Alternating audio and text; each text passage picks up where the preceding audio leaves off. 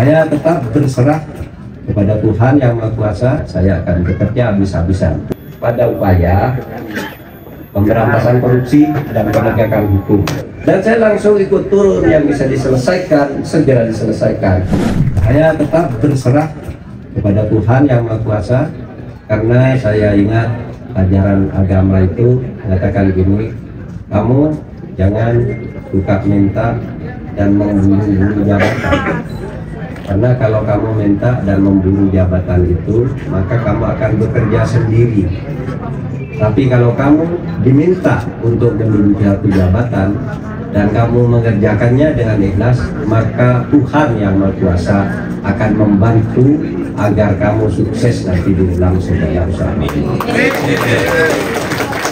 Itu yang saya lakukan. Saya tidak pernah memburu, tidak pernah meminta, tetapi ketika saya diminta, maka saya menyatakan siap dan saya akan bekerja habis-habisan untuk negara kesatuan Republik Indonesia. Nah, bagi saya pribadi yang diberi tugas ini, nanti saya akan berkonsentrasi pada upaya pemberantasan korupsi dan penegakan hukum.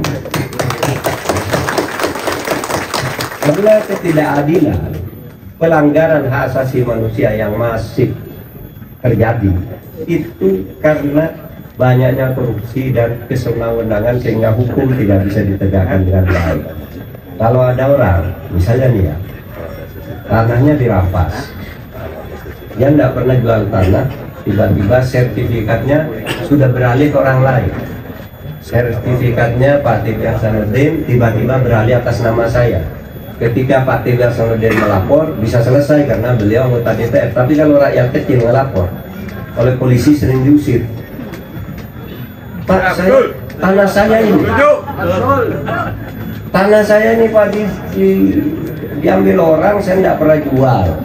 Lalu polisi bilang, mana buktinya? Ini girik dari kakek saya dan nenek saya turun temurun. Tapi sekarang sudah dimiliki oleh pengembang namanya ini. Malah ini yang ditangkap nih yang lapor. Kamu berarti nyerobot tanahnya orang, karena tanah ini sudah ada sertifikatnya milik orang. Nah, ini ketidakadilan yang sekarang banyak terjadi. Banyak. Kasihan. Lalu yang jadi sasaran apa? Sasaran kebencian orang. Aparat itu memihak penegak hukum tidak adil. Ya memang iya, tetapi itu oknum. Karena kalau polisi pada umumnya itu kan baik-baik. Polisi itu jumlahnya 460.000 orang. Ya, 460.000 orang. Yang nakal mungkin ada 500 atau 1.000 orang lah. Nah, yang lain itu kan baik-baik. Lalu menjadi korban yang kecil-kecilan, suka meras-meras itu kan yang punya jabatan-jabatan tempat tertentu, lalu bermain dengan mafia lokal. Mafia lokal itu, misalnya di satu tempat nih, menjadi kepala polisian di sektor ini atau resort ini gitu. Lalu di sini ada mafia lokal itu yang suka meres-meres rakyat, nipu rakyat. Nah, ini polisinya yang backing, sehingga ketika rakyat diperes lapor ke polisi lalu ditolak. Ya. Pak Mahfud tahu enggak? Tahu karena saya tinggal di Jogja. Suatu hari saya didatangi oleh seorang ibu. Saya tidak kenal dia, ibu sudah tua. Subuh itu sudah duduk di depan pintu rumah saya. Saya ingin ketemu Bapak, katanya. Dulu saya sebelum jadi Menko Polhukam. Saya ingin ketemu Bapak. Ada apa Bu? Kita enggak janji Pak. Sambil nangis dia, Pak, tanah saya tuh sudah dibangun jadi hotel Pak. Saya tinggal di situ sejak dulu, saya bertani di situ. Sekarang sudah dibangun, saya diusir, nggak boleh masuk lagi ke situ. Tolong saya katanya.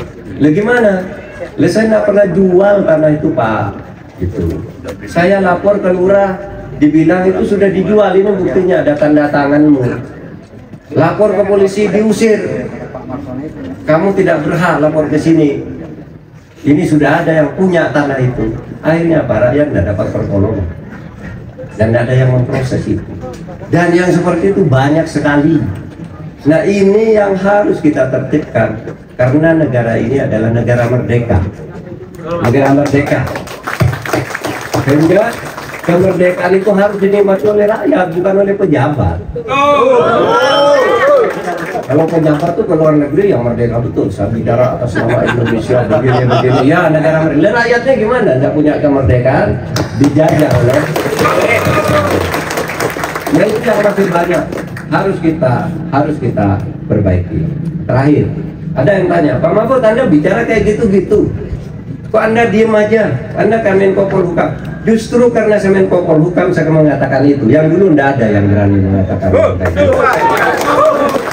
Di tubuh pemerintahan masih seperti itu. Dan saya langsung ikut turun, yang bisa diselesaikan segera diselesaikan. Yang belum, ini menjadi catatan bagaimana cara menyelesaikan masalah yang sudah menumpuk ini. Nah, saudara sekalian, demikian saya ingin mengucapkan selamat Hari Hak Asasi Manusia. Di antara arti hak asasi itu bahwa kedudukan kita sama di depan hukum dan pemerintahan, apapun agama, apapun suku, apapun ras, dan dari manapun asalnya, selama kita warga negara, kedudukan kita sama, setara. Sekian, assalamualaikum warahmatullahi wabarakatuh.